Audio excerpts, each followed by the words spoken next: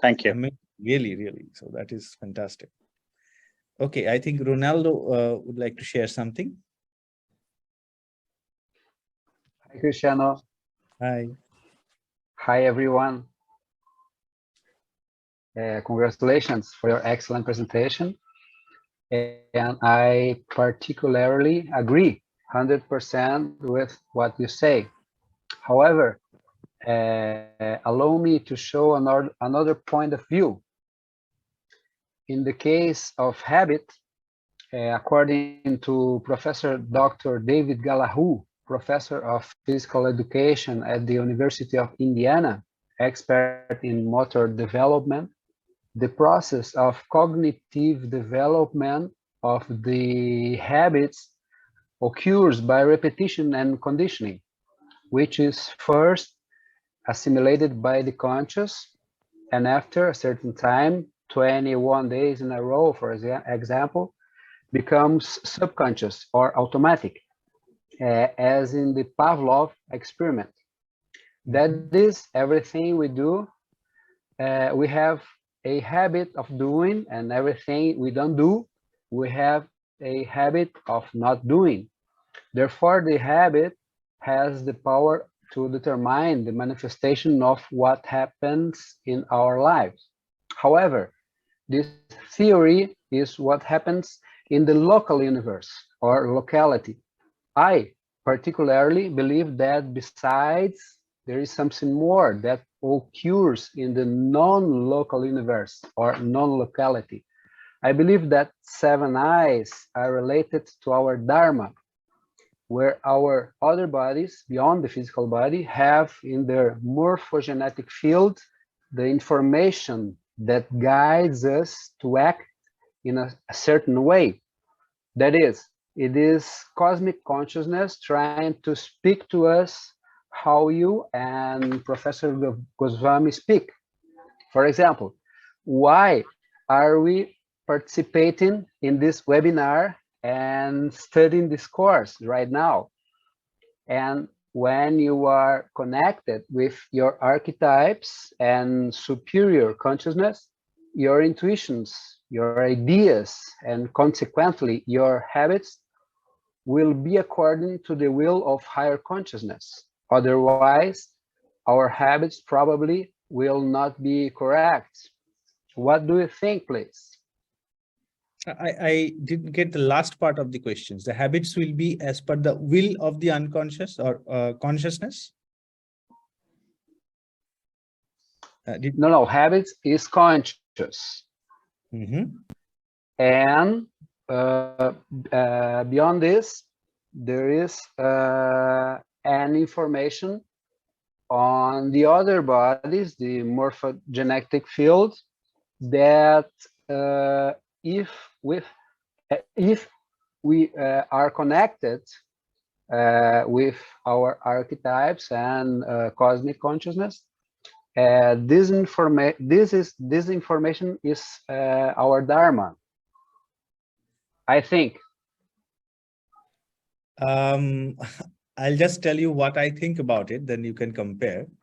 So first is, if we are talking about morphogenetic field or liturgical field, as Amit calls it, this is the vital software body.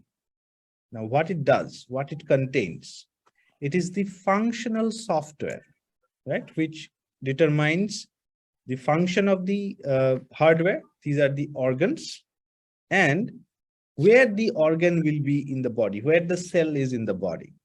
So when, let's say, a person conceives, so, and the fetus is just a couple of weeks old, maybe 3-4 weeks old, it will be a very small kind of a, tissue. And there are many cells.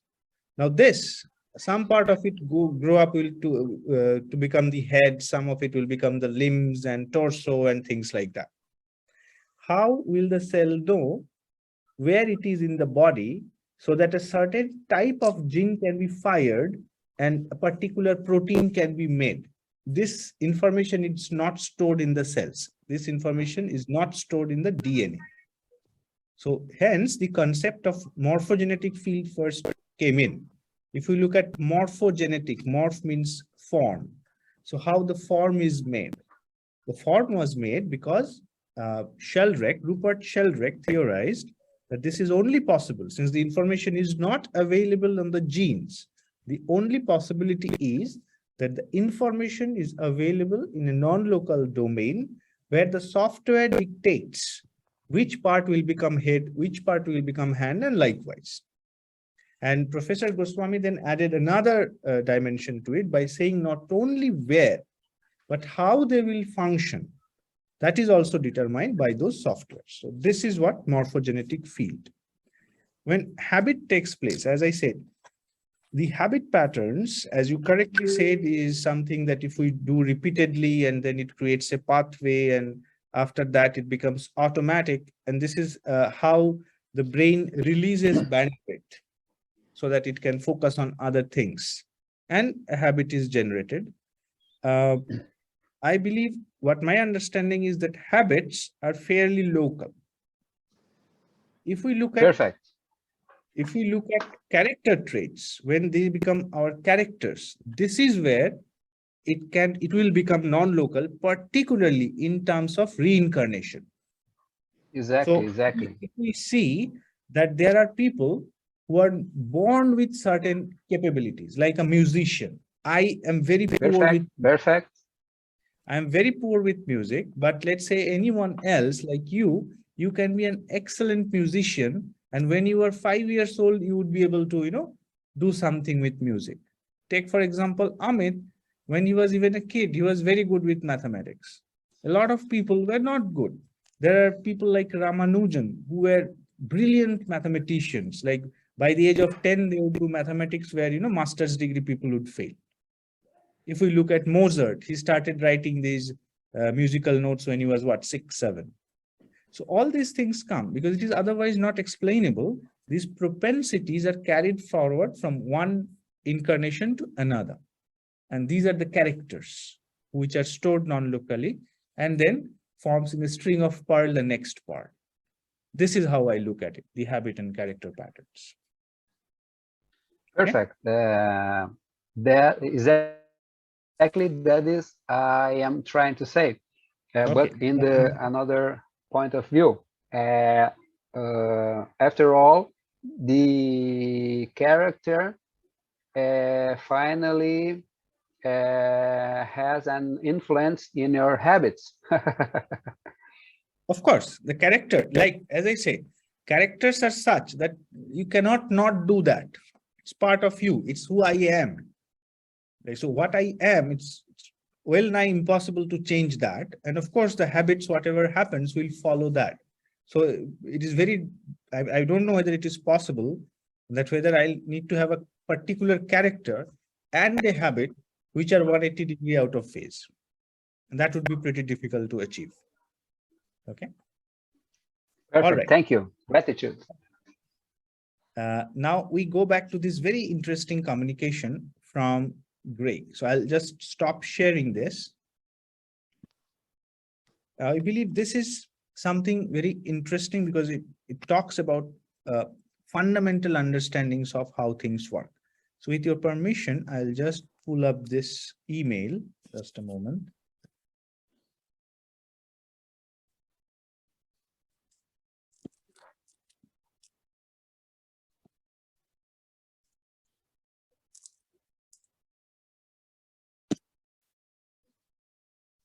Okay. So first, Greg writes, it's a question 1 that please comment on my understanding of we create our own reality, and then the mail starts. Here I would like to say, let's put it this way. For all these things, I put my understanding across. And that way, it would be very clear if there is any difference. There might not be any difference. And if there are any difference in the understanding. Is it all right, Craig?